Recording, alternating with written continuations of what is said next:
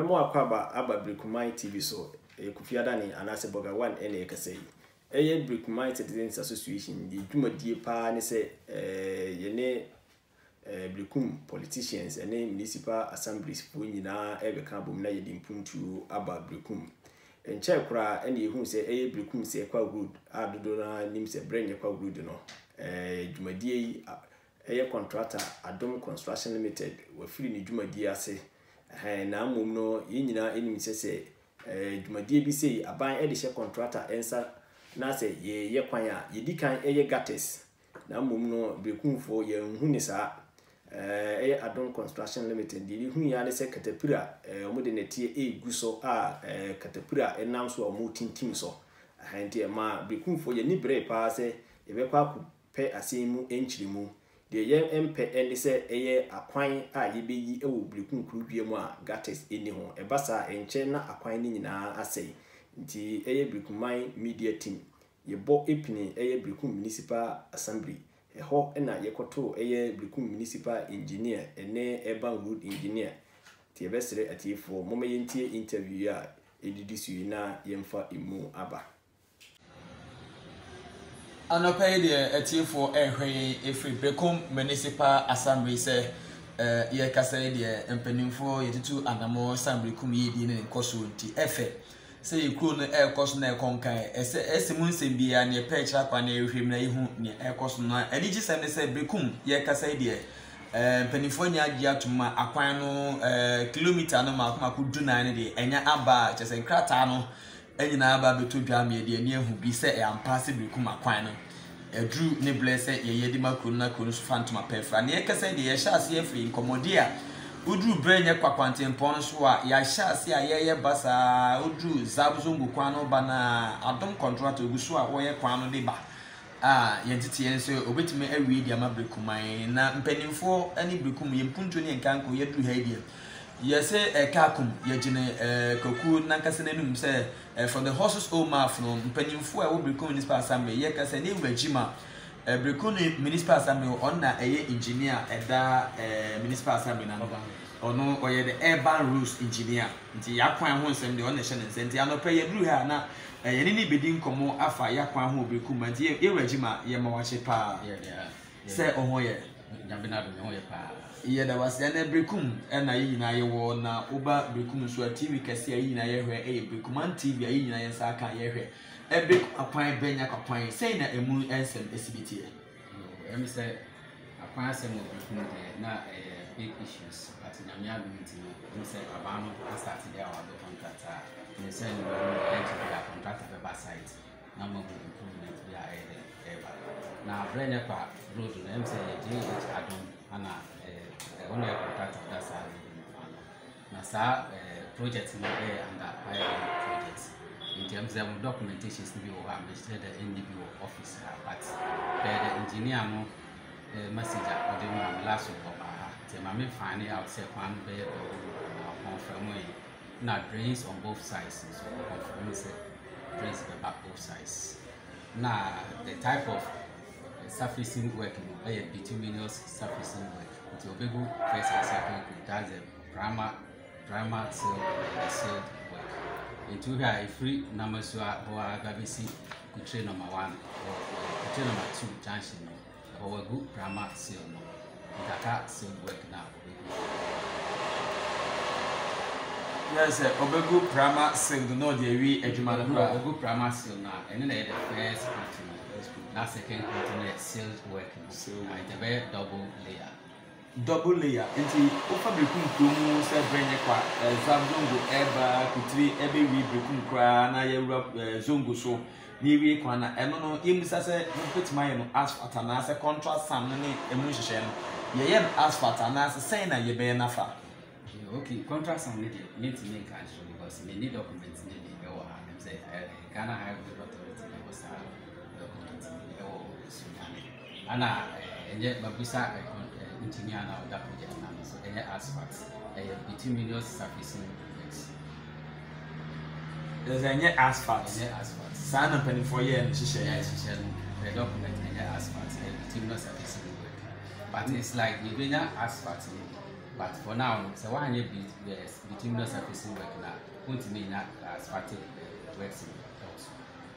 Internet say asphalt bit me aba na hyase na say ye kwan ho adwuma e ko no na daache no asphalt na ba nti daache no see yetimi ayato na say daache no see ye ma kuma asphalt e dey o metimi da ede aba but ye nye kwan no na say say asphalt ba ye ntimi dey unless say ye kwan no before asama yetimi na asphalt dey Nese ni da so awde ma Brekum fo ni se brenya kwakwantempon no daachi bia no ye di kan gu ye fence bitumen surface no daachi betimi enya asphalt.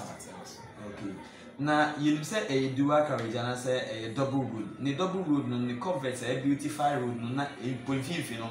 You bit maybe a glass bi flowers bi flower pot be ben fifi send no so ye chi. Yeah, we need engineer na kasa. Nti ombe provided media. They said they will runabout to Kato. Runabout to Kato. Once they know yeah double lane. The same thing. Double lane the same thing. Na gutters no so to say. Yeah, ombe brains both sides. But your baby over India. Who in has some brain over ombe caps no directing water. But brains need the side engineer or say both sides no there. And now baby so ombe gumbe here say ombe introduce covered your junctions here. Ombe introduce covered. And now your junctions be so far ombe come 15 or 20 meters. Yeah, that's it. Ira Jima say modern bow bob Brekum say Brekum betimi afa ntuma papa efra nkomo imani achi ho na yewi kra no ohwa and that's so ben awde ma Brekum say adom kwan ya washa say da ben na owi e de ama Brekum fo ni mpo hin no de kwa kopem I'm saying engineer the back side to say e be 2 months na ko wo wi na all of you ono kra company say kan saka within 1 month time kra no on be say no go ba sure it's a kwano almost every year BBC runabout it na highway for almost change points starting free at the court circle. Almost every year BBC commercial bank and we zongo 1 way and so on. Yes, with the one man coin ya may say me frank say. Every say I don't see what grounds today, but it says zongo 1 way or if you have places be on every affecting containers be a canvas. Phone say why be affecting container until pay obey because so they call commercial bank war on them say Ghana Highway Authority sunya the Omabe market containers in there. That means that those containers will be affected. Ye Rajima Brekum urban roads engineer ena yegusua ene di enkomo ewo Brekuman TV so TV kese a ewiase aman na obia ehwe obetimi alike no one subscribe na de bia nsema eba no wetimi ahwe pa nti guso ye Rajima ye wie kwa na ansa na ebe sore afi ha no atadwe ne da ya te Brekum na se Brekum so ya kwantempon ne akwan no enya mpem se 14 kilometers baso kromo enke pese di mu nkomo aka na obetimi a chen abrono ne akwan a nyankopon ma ho kwan a se ya kwan ne ba 14 kilometers be fefa se ne be ya manfo se wo sampatem benya ni da so se ampa benfo mo kan ya mayo se maye ne se ne amanfo no mo be na. Okay, I'm say yes the council areas be my forward to Accra based on that so now they prepare the bill of 1960 for the projects. Into here, areas na salary Mpatasie road, Sofuchire, Chiriba Hospital road, part of magazine, Ana Ahimfi Hotel road. Na Amangwasi main road. Na Amangwasi so another road go high Bellinki, Rollins Park Junction. Ana Asafo Nana Asafoji also another road go high Bellinki main station road. Na Mpatasie road no. So our links already also. In the first link, as a road to the Edinburgh Crossing Station. Now another one, so the other link is Zongo 1 way, our tank and us. Now we forward so another one, so every link bring up our road. Maybe a road now I don't know yes another link. It's only a can package.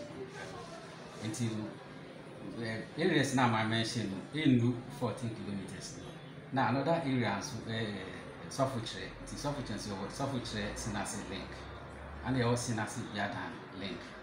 ɛno nso ɛwɔ hɔ nti yɛwɔ areas bi wɔ nso a though you mention but if you are contractor no backgrounds near who say a priority area you be add those area at all yɛde rules no ɛkɔ akra yɛmfa area biara anko sɛ de bɛ ya ɛma yɛntitiri yɛ sɛ happen yɛ pɛ sɛ yɛde yɛyɛ but contractor no backgrounds are near priority areas bi a yɛbɛti yɛ start your office. Yes, we a energy sama brekum any man for what has a foot in the enter cry. A so better eddy ama a young creeper energy 70. In himself and sending now the wabon a toffer eddy am mine. Until ye cried you regima, say now walk our 7 crown wabon toffer the ama ya for the tifo.